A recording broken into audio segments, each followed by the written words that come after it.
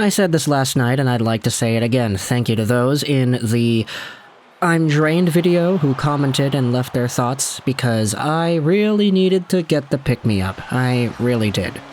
We're feeling good, though. It was nice to go out there, get some volleyball in. Unfortunately, it cost me the ability to watch the Canucks game last night, but I already talked about that in last night's post-game video.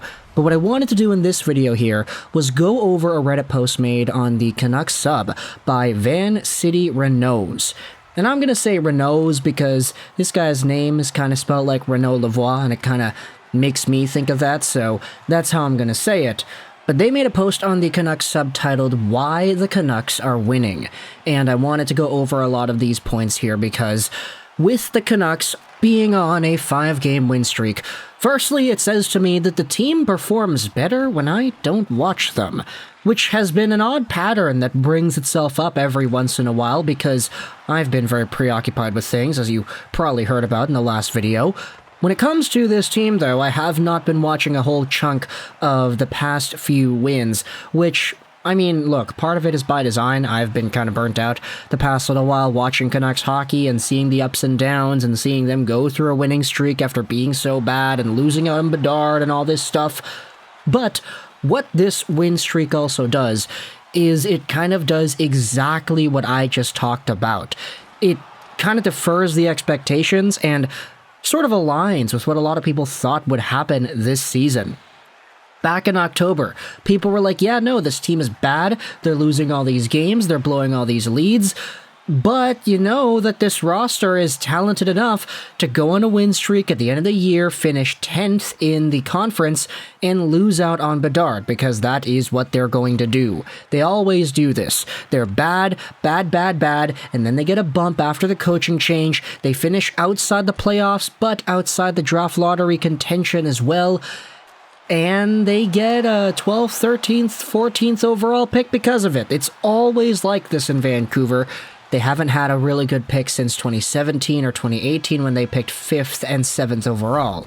Those two guys taken in those spots were Elias Pettersson and Quinn Hughes. Now, I also made a joke in last night's post-game video saying that guys like Boeser and Miller are really starting to put it together and produce a lot of points and look very capable and competent as hockey players after the trade deadline, because of course they are. These guys were performing subpar throughout the first little bit of the season, especially JT Miller, but after the trade deadline passes, boom, they play such a game that's like, wow, they're very good. Like, these guys have really gotten it together. If they had just been playing like this the entire season, they might have been traded by now, who knows? But alas, let's go back over to the Reddit post here by Van City Renaults. As a counterpoint to the many "we only win when it doesn't count" comments, I'd like to point out the things that the team is doing differently from before that's making a difference and winning games.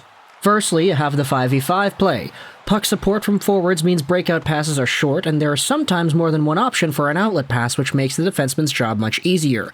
The forwards aggressively forecheck in the offensive zone in an attempt to force turnovers. On the power play, the Canucks have lots of puck and body movement. Guys are not standing still to make and receive passes like before, which made it super easy to intercept passes and anticipate shots. Having Kuzmenko as a secondary weapon means Huggy isn't always looking to pass to Petey for the one-timer like he was before. Now, pause.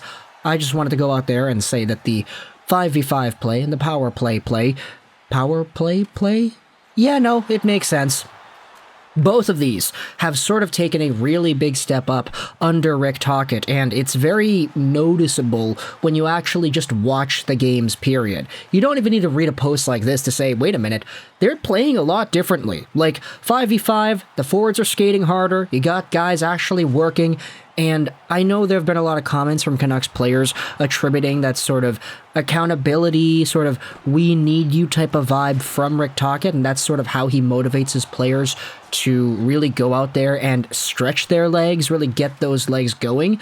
And, you know, I'm not going to go out there and say that Bruce Boudreau doesn't have motivation skills or that he doesn't get the most out of his players, but Rick Tocchet and his system, I mean, we kind of noted this from when Tocchet was hired, that he has a different style that's a lot more hard-nosed, and we're seeing it here in practice. It's very effective based off of what we've seen the past few games.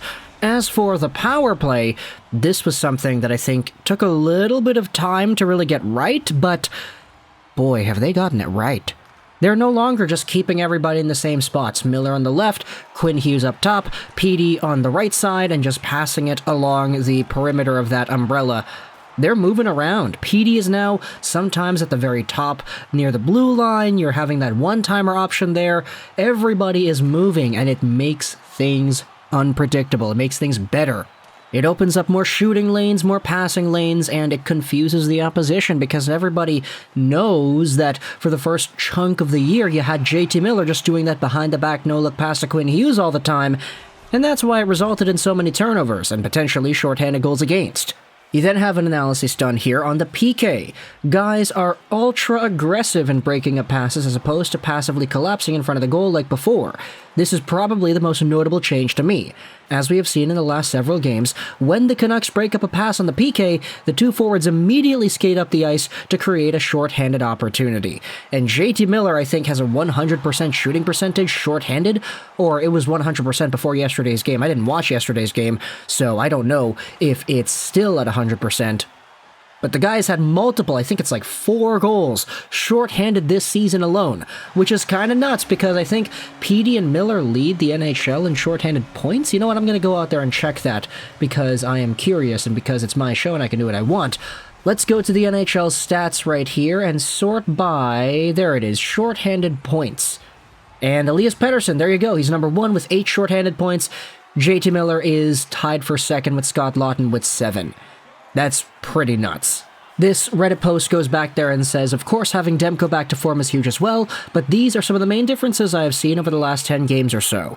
There's definitely a system being implemented and guys are buying in. Now, the top comment here actually says that Demko is the biggest reason, bar none, and while I would agree that Demko's resurgence, how he's more comfortable, how he's actually healthy now, plays a really big part, you could still see that before the team started going on this win streak, they were already implementing a lot of these habits with their forwards, with their penalty kill, with their power play, and just the aggression in general. Rick Tocchet has done a pretty good job with this team, and to be honest, it kind of is a curse at the same time. We know that the team is in this weird limbo sort of spot where they're not too amazing that they can't make the playoffs guaranteed, but they're not too bad that they can get Bedard. So this limbo of consistently being in that, let's say, 10 to 12 range of the Western Conference has sort of been more of the crux that has plagued this team the past few years when it comes to playoff success, and that ratio of being able to do well in the playoffs and get high draft picks at the same time, because this team, on any given night, they could really just crap the bed. I know they haven't been doing that lately, they've won 5 in a row, but it took until March to get to this point, and now they're winning games, and did I mention they're winning games, that their draft position is going to fall all the way down there, even if it may not mean that the team makes the playoffs in general. So I don't know, blessing or a curse. You can tell me in the comments below all your opinions about the Vancouver Canucks and how they've been performing under Tocchet, but either way, the comment section is your floor. Leave a link in the description to the Reddit post as well if you want to go ahead and join the conversation over there. There are some pretty good comments made by the the Canucks users that talk a little bit more about this team, but either way, that's going to be in the description if you want. I hope you enjoyed this video, and bye.